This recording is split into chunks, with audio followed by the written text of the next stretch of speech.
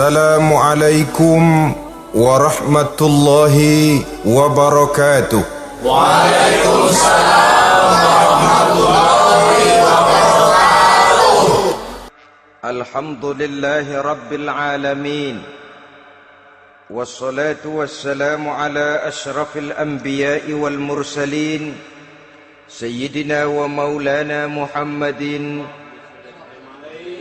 wa ala alihi wa ashabihi al-mujahidin at-tahirin, amma ba'du.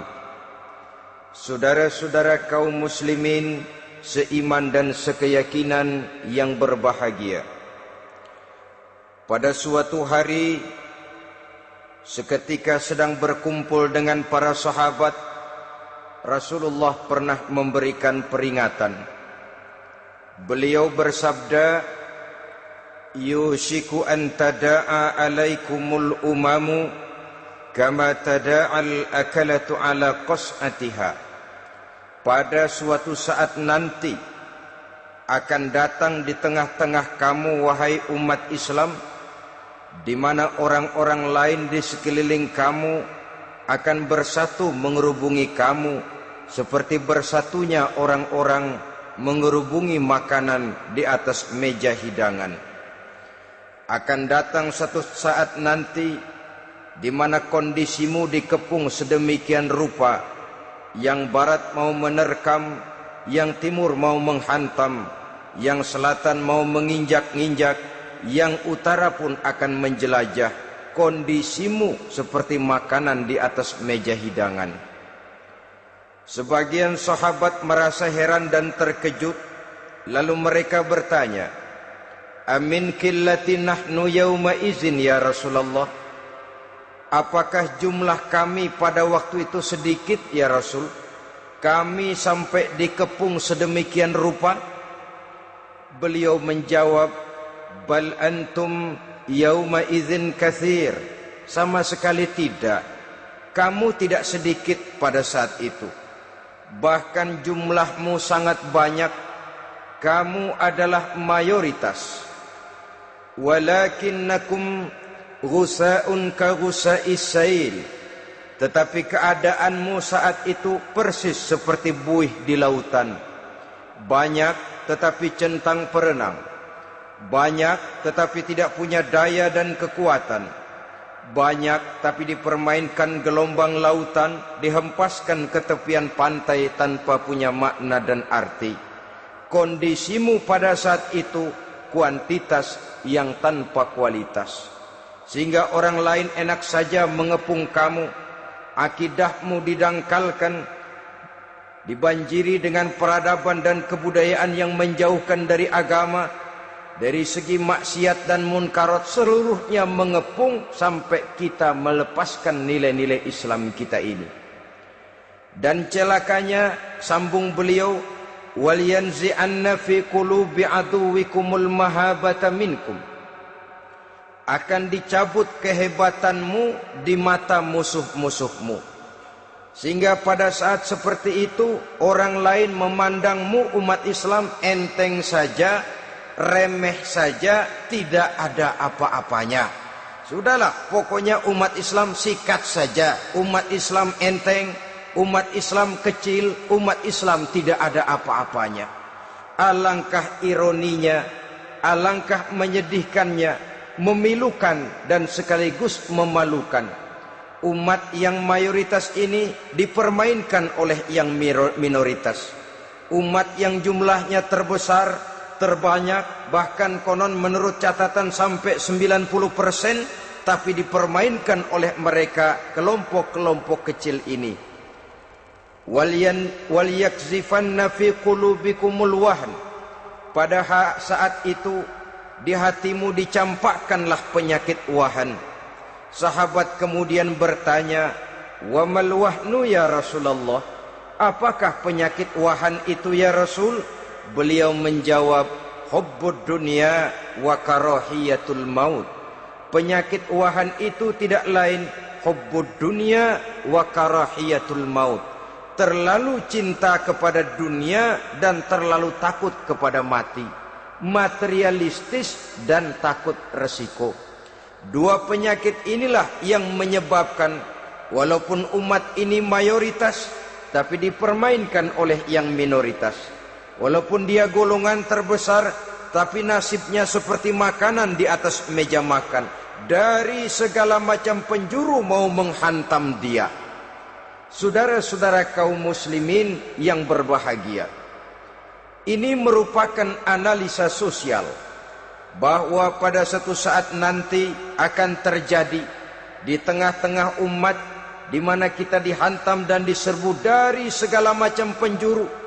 Akidah didangkalkan, peradaban dan kebudayaan dirusak, makanan dan minuman diracuni, pakaian ditelanjangi dan lain sebagainya, sampai kita melepaskan nilai Islam yang kita cintai ini.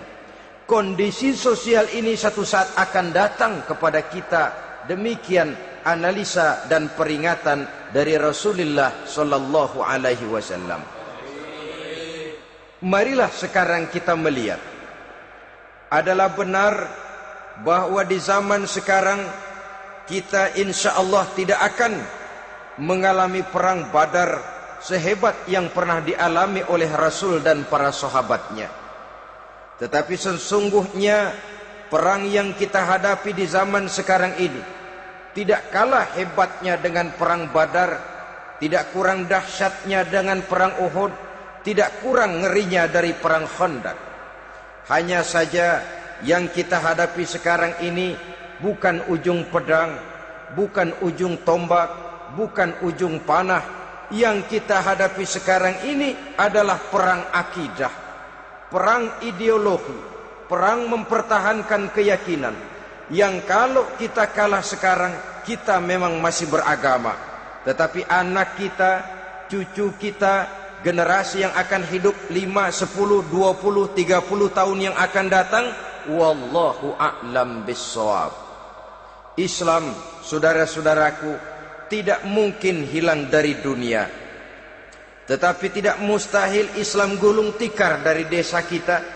Tidak mustahil Islam gulung tikar dari kampung dan kota kita, jikalau kita tidak menjaganya, jikalau kita tidak memeliharanya, bahkan jikalau kita tidak mewariskannya kepada anak-anak kita, generasi yang akan datang.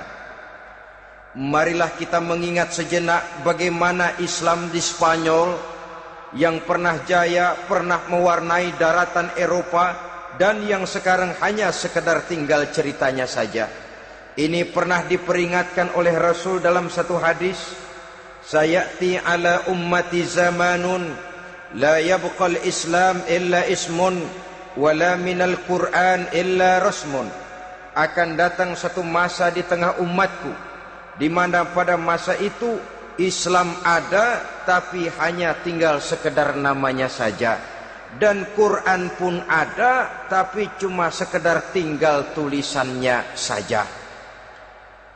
Apabila kita tidak mewariskan ini kepada generasi yang akan datang, maka serbuan-serbuan dari berbagai macam penjuru dari hari ke hari semakin kita rasakan kehebatannya. Tidak mustahil sejarah Spanyol akan terjadi di desa kita, akan terjadi di kampung kita, akan terjadi di kota kita. Orang Spanyol, kalau mereka cerita kepada anaknya, mereka akan cerita, nak, di sini dulu ada masjid. Kapan Pak? Dulu bener dah. Banyak orang Islam kalau hari Jumat pada sembahyang, kapan itu Pak? Dulu sekali. Sekarang cuma sekedar tinggal ceritanya saja. Bukankah sesuatu yang sangat tidak mustahil apabila kita tidak menjaga dan mewariskan Islam ini kepada generasi yang akan datang, maka serbuan-serbuan akan membawakan hasil yang diinginkan oleh para penyerbu itu tadi.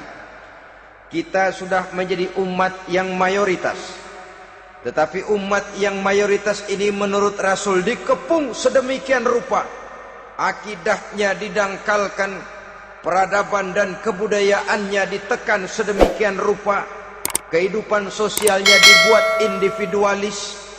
Kemudian dari segi pergaulan, pakaian, makanan, minuman dan sebagainya diracuni, sampai dia tidak lagi berpegang teguh kepada agamanya.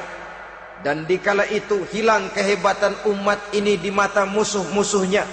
Orang lain memandang kita ringan saja, enteng saja, satu umat yang sudah kehilangan wibawa.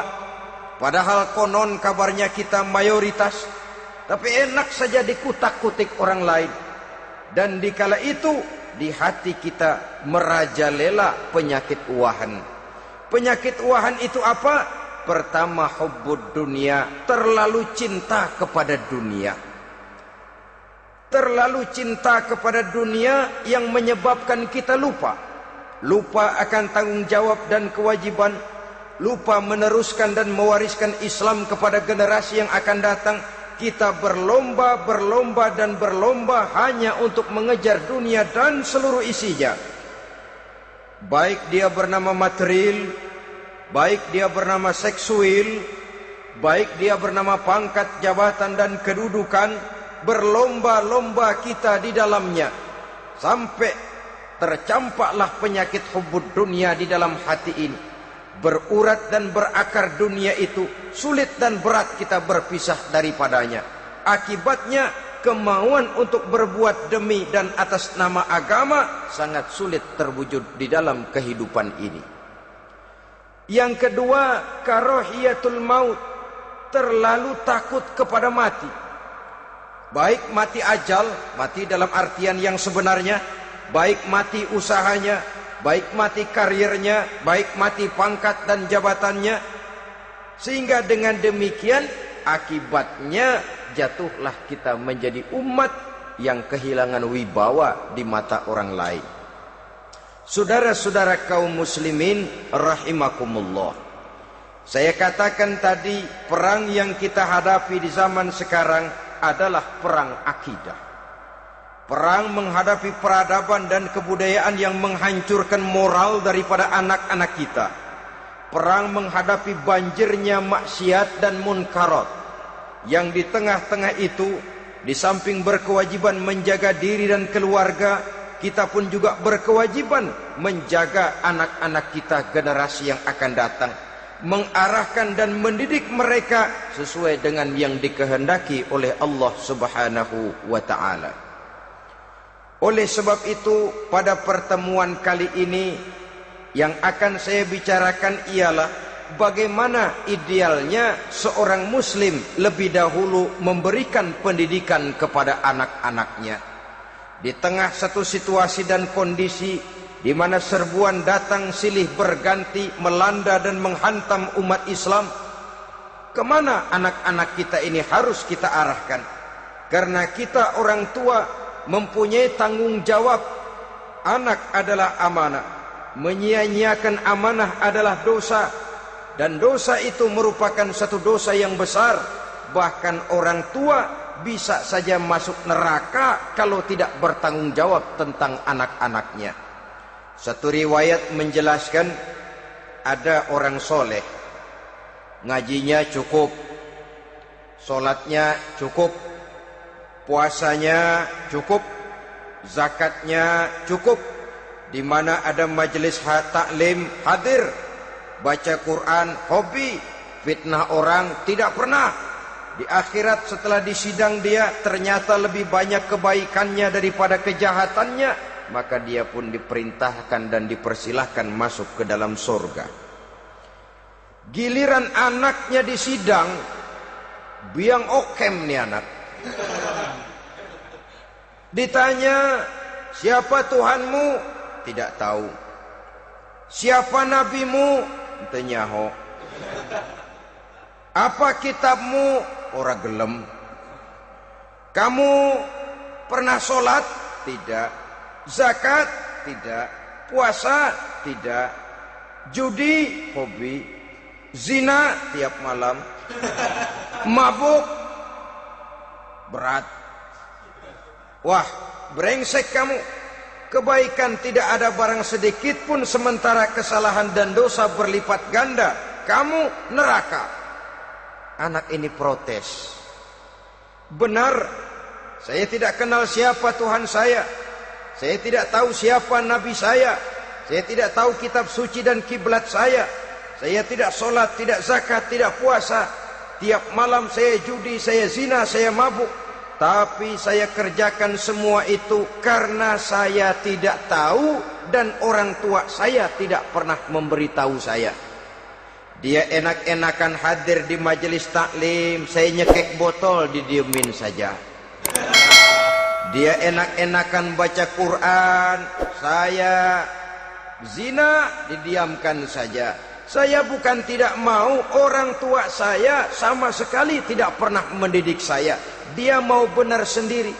Maka kalau sekarang saya harus masuk ke dalam neraka, saya menuntut agar orang tua saya ikut sama-sama bergabung dengan saya ke dalam neraka. Gara-gara dia tuh saya jadi begini. Orang tuamu yang mana? Tuh, yang barusan mau ke surga. Ini orang tua yang sudah mau berangkat ke surga dipanggil. Sebentar dulu, Mas. Ini benar anak kamu? Iya, Pak. Waktu di dunia kamu tidak pernah ajarin dia ngaji?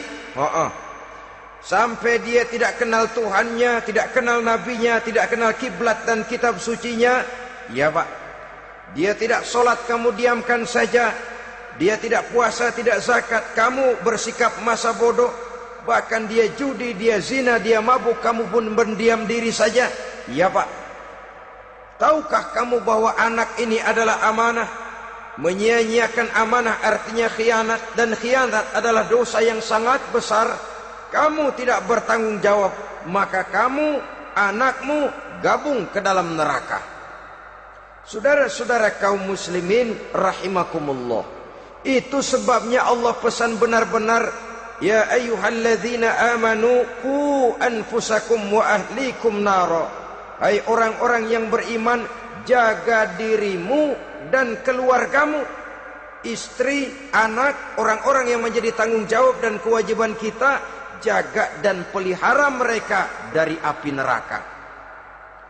Saudara-saudara kaum muslimin, lalu kalau kita orang-orang tua yang hidup di zaman sekarang ini sudah sering beristighfar, mengurut dada, melihat situasi, membaca peta keadaan, konon tantangan yang akan dihadapi oleh anak-anak kita 15, 20, 25 tahun yang akan datang jauh lebih berat dari apa yang kita hadapi sekarang ini. Maka adalah wajar jika kita sebagai orang tua yang cinta kepada agama, cinta kepada anak-anak kita, berpikir untuk mewariskan nilai-nilai yang luhur ini kepada anak-anak kita generasi yang akan datang. Bagaimana pada mulanya kita harus mendidik mereka? Mari kita telusuri apa yang dicontohkan oleh Al-Quranul Karim. Orang-orang tua bijaksana yang diceritakan dalam Al-Quran, kalau sudah berpikir tentang anak-anaknya generasi yang akan datang, pendidikan pertama yang diberikan kepada anaknya ternyata adalah persoalan akidah. Nabi Ibrahim, pertanyaan yang paling merisaukan beliau buat anak cucunya ialah, ma ta'buduna min ba'di.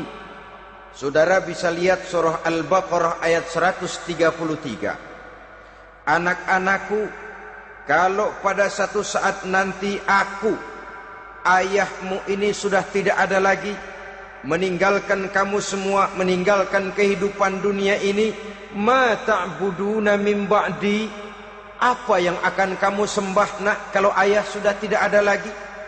Jikalau ayahmu sekarang masih rajin ke masjid, melakukan rukuk dan sujud, i'tikaf dan membaca Quran, kalau satu saat ayahmu meninggalkan dunia ini, masihkah engkau mau ke dalam masjid?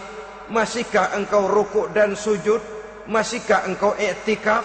Ma ta'buduna min ba'di, apa yang akan kamu sembah kalau aku ayahmu tidak ada lagi nak?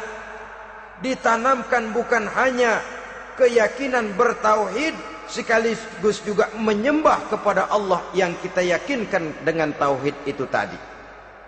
Bukankah berbeda dengan kita kebanyakan orang tua sekarang? Kita tidak pernah berpikir ma ta'buduna min ba'di. Kalau bapak tidak ada, kamu nyembah apa nak? Kita orang tua sekarang pagi-pagi malah berpikir, ma ta'kuluna min ba'di.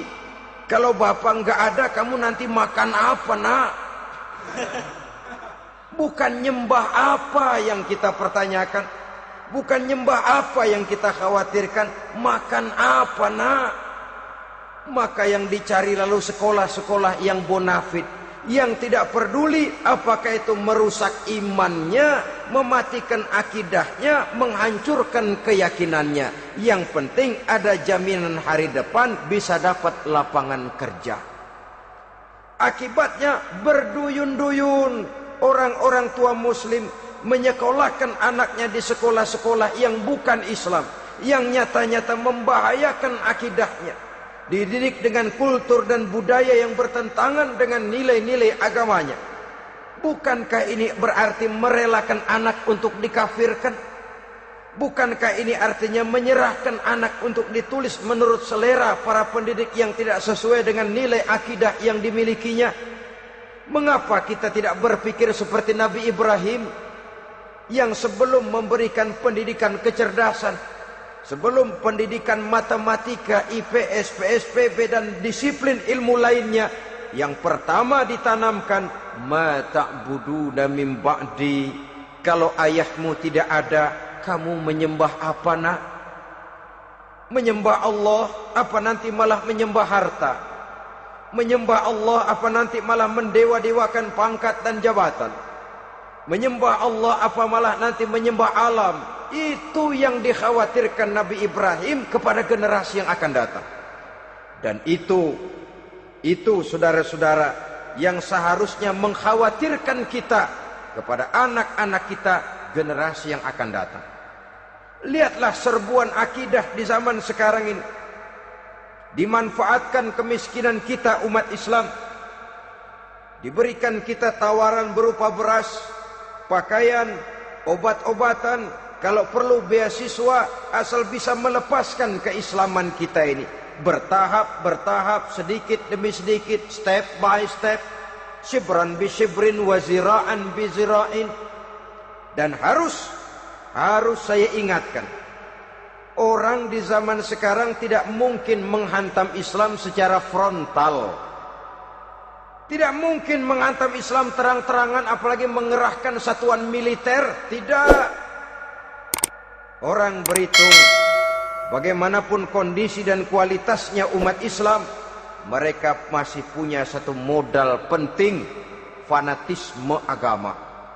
Kalau ini disulut, api jihad segera berkobar, dan hanya maut yang bisa menghentikan orang yang dibakar dengan semangat jihad. Orang tahu itu. Betapa Uni Soviet kedodoran menghadapi mujahidin Afghanistan yang disulut oleh semangat jihad yang berkobar dengan persenjataan yang primitif ketimbang persenjataan Uni Soviet. Entah mereka pantang surut mundur ke belakang. Jadi jangan mimpi bahwa orang mau menghantam Islam ini dengan melarang pengajian, meruntuhkan masjid, menyegel pondok pesantren. Tidak. Melarang orang sholat, tidak. Kalau perlu masjid diperbanyak, musola diperbesar. Tapi bikin itu masjid seperti museum, besar, megah, mercusuar, tapi bikin seperti museum. Tempat orang kagum, tempat orang memuji, tapi sunyi dari nilai-nilai ibadah. Saudara-saudara kaum muslimin, untuk sampai kepada penghantaman akidah, jalan yang paling mudah dirintis sekarang ini secara bertahap dan sistematis, memisahkan umat Islam dari Islamnya. Biarkan mereka bernama Muslim. Biarkan di atas kartu penduduknya tertulis agama Islam. Tapi tanamkan budaya-budaya yang menyebabkan cara bergaul mereka, cara berumah tangga mereka, cara bertetangga mereka, sampai kepada cara mereka berpakaian, cara mereka bergaul, cara mereka makan dan minum, cara mereka mendidik dan menyekolahkan anak, sama sekali tidak lagi mencerminkan nilai-nilai yang Islami. Itu sudah satu usaha yang paling praktis, memisahkan umat Islam dengan Islamnya. Kalau sadarlah kita ke arah ini usaha orang di zaman sekarang, maka yang harus pertama kita tanamkan kepada anak-anak kita, didik mereka dengan jiwa tauhid yang mengkristal di dalam batinnya, meresap sampai ke tulang sumsumnya, yang tidak akan sampai pun nyawa berpisah dari badannya, akidah itu tidak akan berpisah dari hatinya. Bahkan dia sanggup dengan tegar berkata, lebih baik saya melarat karena mempertahankan iman daripada hidup mewah dengan menjual akidah. Satu khitah, satu garis kehidupan yang perlu kita wariskan kepada anak-anak kita, generasi yang akan datang. Dahulu ada satu tradisi, saudara-saudara. Kalau anak gadis kita dilamar orang lalu bertanya, anakmu mau ngelamar gadis saya, apa sudah khatam Quran berapa kali? Apa sudah bisa baca kitab macam-macam dan lain sebagainya? Sehingga lahirlah satu kebanggaan. Apapun motifnya, tapi pertanyaan semacam ini zaman sekarang sudah langka. Paling-paling yang ditanya kalau anaknya dilamar orang, anakmu kerja di mana? Gajinya sebulan berapa? Kendaraannya bebek apa soang? Apa-apa? Itu yang kita pertanyakan, berkisar di seputar materi, kerja, job, status sosial, dan lain sebagainya. Perkara bisa baca Quran atau tidak, nomor 18. Perkara sembahyangnya rajin apa tidak, nomor 36. Saudara hadirin, akibatnya terjadi pergeseran nilai. Maka mendidik anak menurut tuntunan Quran adalah seperti yang diberikan contoh oleh Luqmanul Hakim, yang diceritakan dalam surah Luqman mulai ayat 11 dan selanjutnya. Apa pendidikan pertama yang harus kita berikan kepada anak? Pertama, ya bunayya la tusyrik billah. Wahai anakku, jangan sekali-kali engkau menyekutukan Allah. Nak, jaga tauhid, pelihara iman, mantapkan akidah. Ini dasar yang pertama. Belum lagi anak mengenal berbagai macam disiplin ilmu, yang pertama ditanamkan tauhid. Ini yang mendasari kehidupan. Ini yang akan menjadi mewarnai dan menjadi warna dari kepribadian seseorang. Sentuhan jiwa tauhid di dalam diri si anak. Belum lagi sempat dia kenal yang lain. Yang pertama yang kita tanamkan, kita wariskan, kita berikan, la tusyrik billah. Jangan sekali-kali menyekutukan Allah. Nah, kalau ini sudah tertanam, ini sudah merupakan satu fondasi yang kuat. Selebihnya nanti tinggal melihat bakat si anak, kemana dia harus dididik ini. Yang terpenting nilai iman lebih dahulu tanamkan. Dan untuk menghancurkan nilai keimanan, saudara-saudara, saya katakan, ingatkan kepada hadis di awal tadi, dikepung kita dari berbagai macam penjuru agar bila bisa melepaskan nilai-nilai iman dan keyakinan. Proses pendangkalan akidah, ditanamkan keraguan kepada agama, ditanamkan rasa malu beragama. Sholat malu, baca Quran malu, berangkat ke masjid malu, pakai jilbab malu. Ditanamkan rasa malu beragama, sehingga bertahap sedikit demi sedikit kita mulai berpisah dengan kehidupan beragama. Ditanamkan hal yang sedemikian rupa dari berbagai macam penjuru. Dihantam akidah, akidah kuat. Dihantam dari segi peradaban dan kebudayaan. Diperbanyaklah peradaban dan kebudayaan yang bukan mendekatkan kita dengan agama, malah mendekatkan kita dengan neraka. Menjauhkan kita dari agama, menjauhkan kita dari nilai-nilai luhur yang diwariskan oleh orang-orang tua kita terdahulu. Adalah kewajiban kita yang pertama, mendidik anak, menanamkan roh, jiwa, dan semangat tauhid di dalam diri mereka. Saudara-saudara kaum muslimin rahimakumullah. Kenapa kita lebih dahulukan menanamkan jiwa, roh dan semangat tauhid ini kepada anak-anak kita? Pertama, kita tidak hanya ingin sekedar mempunyai anak yang pintar, tetapi lebih daripada itu kita pun ingin mempunyai anak yang benar. Segala macam disiplin ilmu, segala macam bentuk penalaran ilmiah dan pengisian intelektualitas manusia mungkin di satu sisi akan membuat dia pintar, tapi di sisi lain belum tentu akan membuat dia benar. Nabi pernah memberikan peringatan, man izdada ilman walam yazdad huda lam yazdad minallahi illa bu'da. Orang yang hanya bertambah ilmu pengetahuannya tapi tidak bertambah hidayah dari Allah, tidak makin mantap keimanannya, maka seluruh nilai-nilai ilmunya hanya akan menjauhkan dia dari Allah Subhanahu wa taala. Dan adalah lebih merupakan azab daripada nikmat kalau kita diberikan ilmu pengetahuan yang hanya akan menyebabkan kita semakin jauh dari Allah Subhanahu wa taala. Yang kedua, sesungguhnya roh, jiwa dan semangat tauhid yang melekat dalam diri anak pada puncaknya akan melahirkan satu disiplin murni yang tumbuh dari dalam dirinya sendiri, di mana si anak dalam kehidupannya merasakan dimanapun dia berada, kemanapun dia pergi, ia selalu merasakan kehadiran Allah dekat dalam hidupnya. Ia sadar sesadar-sadarnya bahwa tidak ada satu perbuatan yang bagaimanapun kecilnya yang bisa disembunyikan dari kekuasaan Allah Subhanahu wa taala.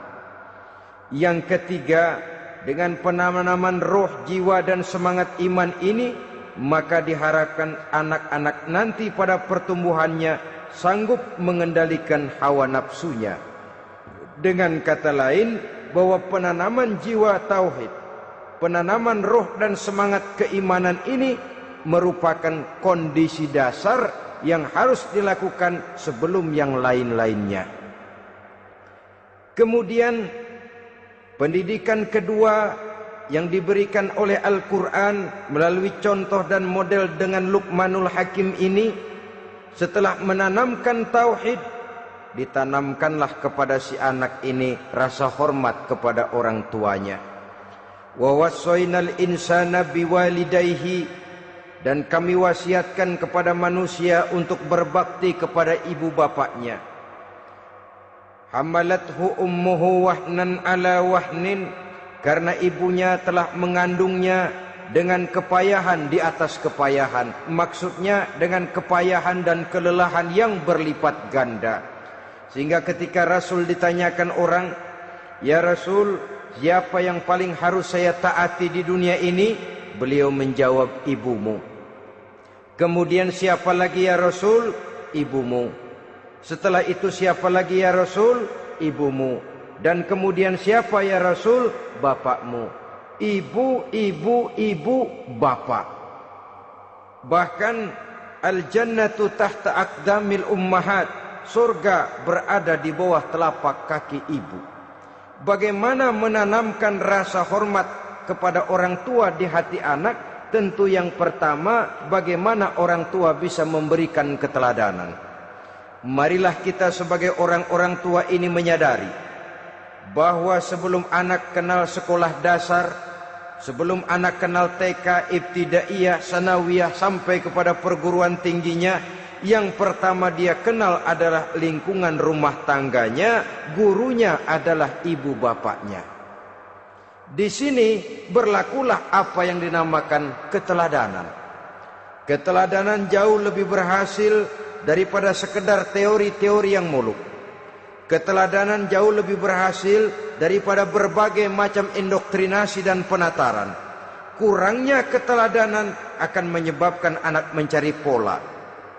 Apabila kita orang tua ini tidak bisa memberikan keteladanan yang baik kepada anak-anak kita, maka pada suatu saat anak-anak akan menganggap enteng dan kehilangan wibawa kita sebagai orang tua di mata mereka. Dikala itu akan sangat sulit kita membentuk kepribadian mereka. Bukankah di zaman sekarang ini kita banyak mengalami krisis wibawa, krisis figur? Ada yang karena rapotnya merah melulu, gurunya dikeroyokin. Pak guru pulang sekolah dicegat. Bahkan nyaris ada orang tua pernah dibunuh oleh anaknya sendiri. Dan lain sebagainya, kasus-kasus yang sebenarnya tidak perlu terjadi, karena memang bukan saja bertentangan dengan nilai budaya kita sebagai bangsa, tapi juga bertentangan dengan ajaran agama kita sendiri. Krisis wibawa, krisis figur, yang juga akibatnya harus kita sadari banyak faktor yang membentuk kepribadian anak. Pergaulannya, yang dibacanya, yang ditontonnya, yang disaksikannya di dalam kehidupan. Benar kita menyekolahkan mereka, tapi berapa jam mereka di sekolah? 6 jam, 7 jam paling lama. Sedangkan mereka hidup satu hari satu malam 24 jam. Kalau cuma 7 jam di sekolah, ini berarti lebih banyak dia di luar sekolah. Dan di luar sekolah itu artinya ya rumah tangganya, ya temannya, ya lingkungan di mana dia tinggal, yang seluruhnya sangat besar pengaruhnya dalam ikut membentuk kepribadian anak-anak kita. Saya katakan tadi, di samping kita menghadapi perang akidah, kita pun berhadapan di dalam perang menghadapi peradaban dan kebudayaan yang bukan saja menjauhkan kita dari agama, tetapi sanggup menghancurkan moral daripada anak-anak kita. Secara pribadi, saudara-saudara, saya iri, saya kagum misalnya dengan kemajuan yang diperoleh oleh negara tetangga kita, Jepang misalnya. Padahal tahun 45 ia pun hancur lebur oleh meledaknya atom di Hiroshima dan Nagasaki. Tapi bagai satu tenaga raksasa kemudian Jepang bangkit menjadi satu negara superpower di Asia. Bahkan gurunya saja Amerika sekarang ini kewalahan menghadapi perang dagang dengan Jepang ini. Dan yang menarik, Jepang bisa maju dan modern dengan tetap menjadi Jepang, tanpa harus kehilangan identitasnya sebagai satu bangsa, tanpa harus kehilangan kepribadiannya sebagai satu bangsa. Sebagai negara yang sedang berkembang, kita sering latah. Kita ingin meniru Barat, tapi bukan teknologinya, westernisasinya yang kita tiru. Bukan isinya, kulitnya yang kita ambil. Akibatnya apa? Modernnya belum, orangnya sudah Barat. Bergaulnya sudah cara Barat, berumah tangganya sudah cara Barat, berpakaiannya sudah cara Barat, mendidik anaknya sudah cara Barat. Di mana ketemu orang tua cukup hello daddy. Kulitnya kita ambil, sementara isinya kita campakkan. Ironi dan menyedihkan. Padahal kita sesungguhnya bisa maju dan modern, bisa mengejar segala ketinggalan dan keterbelakangan kita, dengan tetap menjaga nilai-nilai luhur budaya kita sebagai satu bangsa, mengambil isinya, dan kalau memang tidak perlu, lalu mencampakkan kulitnya. Pengaruh peradaban dan kebudayaan yang menghancurkan moral daripada anak-anak kita oleh pesatnya arus teknologi, oleh pesatnya arus komunikasi, di mana hal-hal yang terjadi di belahan dunia lain dapat kita saksikan hari ini juga melalui layar televisi, yang terjadi di Amerika, di Eropa, di Afrika, di ujung dunia yang paling ujung sekalipun.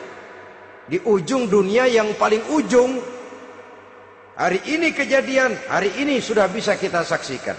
Pesatnya arus komunikasi, kalau jatuh ke tangan anak-anak kita yang belum mempunyai filter, daya saring positif, akan dicerna oleh mereka tanpa memilah dan memilih. Akibatnya orang kampung bilang kelolodan. Makan nggak dikunyah lagi, tentu saja akhirnya kelolodan. Dan kalau sudah kelolodan, menyusahkan kita seluruhnya. Oleh karena itu budaya menghormati orang tua perlu dijaga, perlu dipelihara dan diwariskan kepada anak-anak kita. tali silaturahmi sehingga ada respeknya kepada orang tuanya. Jangan bapaknya dianggap CS, ibunya dianggap CS, kakeknya dianggap CS.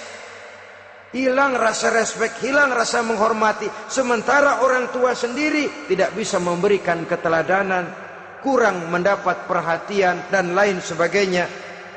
Apalagi kalau baik ibu maupun bapak adalah orang-orang karier yang setiap hari sibuk menghadapi tugas masing-masing. Bapak sibuk rapat, pindah kantor sana kantor sini, ibu sibuk arisan, besarlah anak-anak di tangan pembantu dan lain sebagainya, sehingga dia merasa kurang mendapat perhatian, dan ini akan ikut membentuk warna dari kepribadian yang dimilikinya. Sampai kepada pelosok-pelosok desa, jaringan televisi memang menguntungkan. Tapi kalau sudah sampai kepada menayangkan budaya-budaya yang tidak sesuai dengan pola di mana mereka tinggal, pola lingkungannya, dan ingin mereka terapkan dalam kehidupan, ironi dan menyedihkan. Maka sering dikatakan, jikalau ABRI masuk desa, rakyat beruntung. Jikalau listrik masuk desa, rumah jadi terang. Jikalau koran masuk desa, rakyat jadi cerdas. Jikalau hakim masuk desa, rakyat lalu sadar hukum. Tapi jikalau maksiat dan munkarat masuk desa, minuman keras masuk desa, judi masuk desa, pelacuran masuk desa, rakyat tentu kiamat. Dan kita harus punya budaya untuk memilah dan memilih, mempunyai filter untuk jadi daya saring positif. Oleh karena itu, saudara-saudara, tahap kedua setelah menanamkan jiwa tauhid kepada anak, tanamkan rasa hormat kepada orang tuanya. Orang tua itu ibu bapaknya, orang tua itu guru-gurunya yang mengajarkan dia, atau yang dianggap tua yang lebih senior dari dia. Karena tidak ada satu peradaban yang berdiri sendiri. Bagaimanapun maju dan modernnya kita sekarang, tentu merupakan mata rantai yang berkaitan dari generasi terdahulu. Ini yang kedua. Setelah tauhid, berbakti kepada ibu dan bapak. Tidak ada satu kebahagiaan yang bisa ditegakkan di dunia ini tanpa doa, tanpa restu daripada ibu dan bapak. Ini keramat hidup. Doanya dikabul Allah dan kutubnya juga dikabul oleh Allah Subhanahu wa ta'ala. Jadi mendidik anak setelah menanamkan jiwa tauhid, menanamkan rasa hormat dan taat berbakti kepada ibu bapaknya. Itu yang kedua. Kemudian yang ketiga, melalui model Luqman, Quran mendorong kita untuk mendidik anak, menanamkan etika otonom. Apa itu? Ya bunayya, innaha in takum mithqala habbatin min khardalin fatakun fi sakhratin aw fis samawati aw fil ardi ya'ti bihallah. Wahai anakku, sesungguhnya kalau ada satu kebaikan yang kamu kerjakan, kecil, tidak nampak oleh pandangan mata yang zahir, yang kecil itu tersembunyi di puncak langit, di dasar bumi yang paling dalam, atau di tengah batu hitam sekalipun, Allah pasti mengetahuinya dan pasti akan memberikan balasan yang seadil-adilnya. Pendidikan apa ini? Pendidikan moral, menanamkan etika otonom. Nah, kau berbuat baik jangan karena dilihat orang. Kau tidak mau melakukan kejahatan, jangan cuma karena ada polisi. Kalau ada polisi kau tidak mau jahat, kucing juga begitu. Coba lihat kucing, taruh ikan asin di piring kaleng, tongkrongin. Aduh, kucing kalem, sopan, tenang. Sedikit kita lengah, habis ikan digarap. Tapi ditanamkan satu kesadaran, kemanapun kau pergi, nak, apapun yang kau kerjakan, tersembunyi di tengah batu, di dasar bumi, di puncak langit, Allah pasti tahu. Dalam bahasa yang ringan, nak, kita ini diawasi oleh dua hiperkomputer yang maha sensitif, produksi langit mereknya Rokib dan Atid. Itu komputer yang sangat peka dan sensitif. Jangankan kita berbuat, kita berniat baik saja, komputer sudah nyatat sendiri. Inilah yang orang sekarang namakan waskat, nah, pengawasan malaikat. Kalau hidup sudah merasa diawasi oleh malaikat, waskat berhasil. Tapi kalau waskat sudah diawasi malah nekat, itu yang gagal. Atau yang diawasi dan yang mengawasi sama-sama sepakat, nah, itu juga bisa cincai. Saudara-saudara kaum muslimin rahimakumullah, waskat dalam pengertian kita muslim, bagaimana hidup ini merasakan diawasi oleh malaikat. Intelektualitas yang tinggi sekalipun, IQ yang nilainya plus sekalipun, disiplin ilmu yang bagaimanapun banyak yang memenuhi benak kita, tanpa diiringi oleh etika otonom, orang sering mencari celah dan kesempatan. Mencari celah dan kesempatan. Tapi kalau sudah merasa, kemanapun saya pergi, dimanapun saya berada, kebaikan bagaimanapun sekecilnya saya lakukan, toh Allah pasti akan memberikan balasan. In khairan fa khairun, wa in syarran fa syarrun. Jikalau baik, baik balasan yang kita terima. Jikalau jahat, jahat kejahatan yang kita terima. Kalau sudah ke arah ini kita berpikir, maka sesungguhnya kalau kita berbuat baik kepada orang lain, hakikatnya kita sudah berbuat baik kepada diri kita sendiri. Lalu tidak ada merasa rugi berbuat baik kepada orang. Karena manakala dia melakukan kebaikan kepada orang lain, artinya dia sudah berbuat baik untuk dirinya sendiri. Jadi setelah tauhid, kemudian berbakti kepada ibu bapak, yang ketiga baru pendidikan tentang akhlak, tentang moral. Pola ini yang sering terlupakan oleh kita, bahwa bagi kita itu pendidikan tidak lain upaya mencerdaskan otak anak.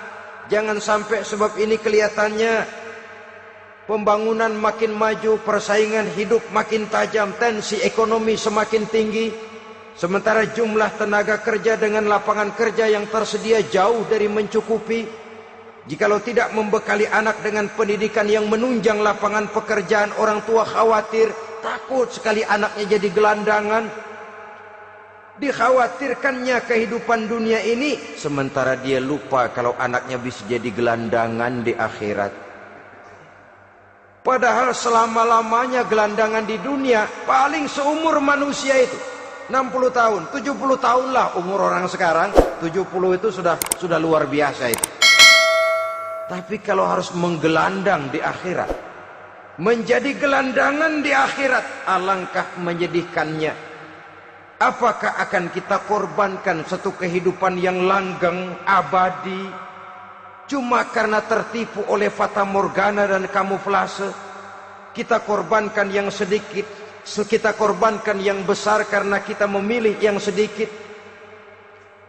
Dalam bahasa Al-Quran memang pernah diceritakan hidup ini hakikatnya perlombaan, saudara-saudara. Perlombaan. Dan di dalam perlombaan itu ada yang menang, ada yang kalah. Al-Quran lalu memberikan peringatan, Alhaakumut takatsur, kamu telah lalai karena berlomba-lomba memperbanyak harta, mempertinggi pangkat dan kedudukan, hatta zurtumul maqabir, sampai kamu akan masuk ke liang kubur baru sadar. Apalagi kalau nafas sudah sampai di tenggorokan. Persis Fir'aun sudah tenggelam di lautan merah, mau mampus, baru dalam sekaratnya amantu bi Rabbi Musa wa Harun. Kalau begini caranya, saya juga percaya kepada Tuhan Musa dan Harun, percaya kepada Allah. Sudah mau mati, baru amantu bi Rabbi Musa, kami percaya kepada Tuhan Nabi Musa, kata Fir'aun. Malaikat maut kesal benar, dilelepin terus di laut, mampus tuh sekalian. Hidup ini memang kita berlomba. berlomba dengan waktu, berlomba dengan umur, berlomba dengan tenaga, berlomba dengan tetangga. Yang jangankan kita sampai mundur, berhenti saja sejenak, kita akan ditinggalkan oleh yang lain. Tiada kata mundur, bahkan tiada kata berhenti. Sekali kita melangkah, melangkahlah terus. Tapi berlombalah seperti yang dikehendaki Quran. Fastabiqul khairat. Berlomba-lombalah di dalam kebajikan. Jangan berlomba-lomba di dalam kemaksiatan, kemunkaran, kejahatan. Berlombalah dalam urusan kebaikan. Saudara-saudara kaum muslimin rahimakumullah. Tauhid, berbakti kepada ibu bapa, kemudian pendidikan tentang moral. Apabila pendidikan tentang moral sudah tertanam, barulah lihat bakat si anak. Kemana bakatnya? Anak saya kelihatannya dari kecil demennya main bedil-bedilan saja. Abri kali itu. Kirim ke Magelang, masukkan akabri. Tapi dengan syarat 3 itu tadi. Iman sudah tertanam, rasa bakti kepada ibu bapak sudah ada, dan punya nilai moral. Sehingga boleh jadi nanti dia menjadi jenderal yang beriman, yang berbakti kepada ibu bapaknya, dan punya moral yang tinggi. Kan lebih baik rakyat rendah tapi akhlaknya tinggi, daripada pejabat tinggi tapi moralnya rendah. Jauh lebih baik rakyat rendah punya moral tinggi ketimbang pejabat tinggi punya moral rendah. Nilai moral ini yang jadi ukuran dan barometer di masyarakat. Yang ini yang sering kita lupakan, bahwa kehancuran satu bangsa dimanapun di dunia ini selalu dimulai dengan kehancuran moral daripada bangsa itu sendiri. Sekarang membina nilai moral ini berat. Gadis kita, remaja, putri, diberikan pakaian jilbab, mungkin dia sendiri masih setengah-setengah, ditambah lagi oleh ledekan temennya. Jilbab lah kuno, bau sorga lah, bau masjid lah, bau menyan lah. Ditanamkan rasa malu untuk hidup dekat dengan agama.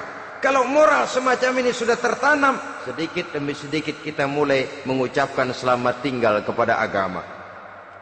Dan kemalangan apa yang lebih malang kalau kita sudah jauh dari agama ini? Bukankah Islam telah menyelamatkan manusia dari penyakit jahiliyah dan membawanya kepada satu kehidupan yang maju dan modern? Kalau kita tinggalkan Islam ini, bukankah artinya kita akan kembali kepada satu zaman jahiliyah? Hanya saja jahiliyah itu berada di abad modern. Versinya tentu lebih modern. Kalau zaman jahiliyah dulu mabuknya pakai arak, zaman sekarang sudah macam-macam orang bisa mabuk. Kalau zaman jahiliyah dulu anak perempuan dikubur hidup-hidup, zaman sekarang kadang-kadang belum sempat lahir ke dunia, malah sudah dibunuh lebih dahulu. Versinya saja yang berbeda. Kalau di zaman jahiliyah dahulu manusia menyembah batu yang bernama Latta, Uzza, Manat dan Hubal, di zaman jahiliyah modern sekarang ini orang sering menyembah kepala bagiannya, sering menyembah atasannya, sering menyembah komputer, sering menyembah teknologi modern yang lebih diyakininya daripada Allah sebagai keyakinan sentral di dalam hidupnya. Saudara-saudara kaum muslimin rahimakumullah. Jadi yang ketiga, nilai moral yang ditanamkan kepada anak-anak kita supaya dia bisa menghadapi tantangan-tantangan hidup yang semakin berat ini dengan tetap berpegang teguh kepada nilai-nilai moral yang diwarnai oleh jiwa keimanannya yang bersumber dari ajaran agamanya. 3. Kemudian yang keempat, barulah tatanan kehidupan sehari-hari. Apa kata Luqman? Ya bunayya aqimis shalah. Setelah bertauhid, berbakti kepada ibu bapa, punya nilai moral. Ya bunayya aqimis shalah, nak dirikan solat. Rumah tangga muslim, anak berumur 7 tahun sudah berani meninggalkan solat. Kata Nabi, pukul. Bukan untuk menyakiti, untuk mendidik, karena sayang kepada anak. Saudara-saudara, kita khawatir betul kepada anak. Kalau dia pulang dari sekolah, buru-buru kita sebagai orang tua bertanya, sudah makan nak? Sudah istirahat nak. Tapi jarang kita sebagai orang tua melontarkan, sudah sholat nak. Bahkan kita bisa memberikan sugesti kepada anak. Nak, kalau kau naik kelas 1 sampai naik ke kelas 2, bapak beliin sepeda. Tamat SD nak, motor. Tamat SMP nak, ke Bali kita. Tamat SMA nak, Singapura. Saudara-saudara, tapi kalau untuk urusan sholat misalnya, kita tidak pernah memberikan sugesti kepada anak-anak kita. Nak, kalau kau hafal Fatihah lengkap dengan artinya, bapak beliin sepatu. Nak, kalau kau bisa sholat dengan baik, cukup syarat rukunnya, bapak beliin sepeda. Ada rangsangan, ada sugesti yang membuat anak lebih tergerak untuk hidup dalam suasana keagamaan. Ya bunayya aqimis sholah, nak dirikan sholat. Sebab ini sandaran vertikal yang paling langsung antara manusia dengan Tuhannya. Menyadari bahwa sepanjang yang bisa dilakukan oleh manusia hanyalah berusaha dan berusaha, dan kepastian sepenuhnya ada di tangan Allah. Dengan sholat kepribadianmu diperteguh, dengan sholat sandaran vertikalmu kepada Allah diperkuat. Dan pada waktunya nanti Al-Quran memberikan bimbingan, hendaklah minta tolong kepada Allah dengan sabar dan tetap mendirikan sholat. Ya bunayya aqimis sholat. Setelah itu, wa'mur bil ma'rufi wanha 'anil munkar. Tegaklah membina yang ma'ruf, tegaklah mencegah yang munkar. Ini sikap hidup sudah. Sholat tadi tugas hidup. Lalu sikap hidup tampil di tengah masyarakat, membina yang ma'ruf, mencegah yang munkar sesuai dengan kesanggupan masing-masing. Bukankah setiap kita kepingin punya anak yang bermanfaat, setidaknya bagi keluarganya, syukur kalau bisa bagi lingkungannya, bagi masyarakat, bangsa dan negaranya. Dan satu di antara tanda orang yang bermanfaat, kalau dia bisa hidup menjadi penganjur yang ma'ruf dan pencegah yang munkar. Dan itu kalau tidak ada hidayah, sulit orang mau melaksanakan itu. Sebab apa? Ada kecenderungan belakangan ini di mana agama dianggap urusan pribadi. Sehingga orang lalu sering bilang, jangan bawa-bawa agama dah, itu kan bukan urusan agama. Ini sudah ciri berpikirnya sekuler. Jangan bawa-bawa agama. Agama urusan pribadi, artinya orang mau sholat mau enggak jangan bilang apa-apa dah. Urusan dia sendirian. Dia mau puasa dia enggak, merdeka saja, urusan pribadi. Agama bukan persoalan pribadi. Apalagi jika sudah menyangkut amar ma'ruf dan nahi munkar. Siap menegakkan yang baik, mencegah yang munkar, untuk tegaknya satu masyarakat yang diwarnai oleh kebaikan dan terhindar dari segala macam kejahatan. Dan terus ayat-ayat selanjutnya mencerminkan sikap hidup. Namun yang intinya, cara mendidik anak yang baik, yang dicontohkan oleh Al-Quran dengan Luqmanul Hakim sebagai model. Pertama, tanamkan tauhid. Yang kedua, tanamkan rasa hormat dan berbakti kepada ibu bapaknya. Yang ketiga, tanamkan moral, nilai akhlak yang tinggi. Setelah itu yang keempat, biasakan hidup dalam suasana keagamaan. Kontrollah sholatnya, kontrollah baca Qur'annya, kontrollah puasanya di bulan Ramadan. Ajaklah anak-anak sholat berjamaah, sehingga dengan demikian dia terbiasa oleh satu suasana yang mendekatkan dia dengan nilai agamanya. Dari sana diharapkan nilai-nilai ilmu yang didapatnya dari bangku sekolah akan menciptakan keseimbangan dengan yang ditanamkan oleh orang tuanya dalam bentuk yang dijelaskan oleh surah Luqman itu tadi. Sehingga apabila keseimbangan ini terwujud, akan menjalin keseimbangan dalam pola berpikir, dan keseimbangan dalam pola berpikir akan melahirkan keseimbangan dalam perbuatannya. Terwujudlah kita harapkan insan yang fid dunya hasanah wa fil akhirati hasanah. Inilah harapan kita semua. Mudah-mudahan Allah memberikan kekuatan kepada kita untuk mewariskan nilai-nilai yang baik kepada generasi yang akan datang. Sehingga esok harus lebih baik daripada hari ini, dan lusa harus lebih baik daripada hari esok. Terima kasih atas perhatian saudara. Mohon maaf atas segala kekurangan. Usikum wa nafsi bitaqwallah. Wassalamualaikum warahmatullahi wabarakatuh.